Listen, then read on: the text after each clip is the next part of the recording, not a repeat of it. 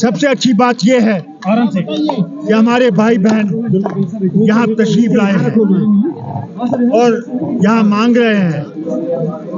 एक तो उनके लिए भी वो प्रभु उनको सलामत रखे और चाहते हैं कि घर वापस आएं और यहाँ बसें, और हम उम्मीद करते हैं कि वो आएगा दिन जल्दी जब भी अपने घर आएंगे और अमन से हम सब के साथ रहेंगे।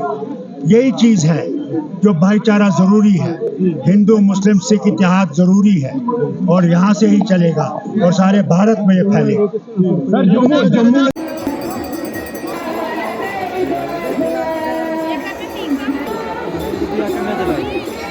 और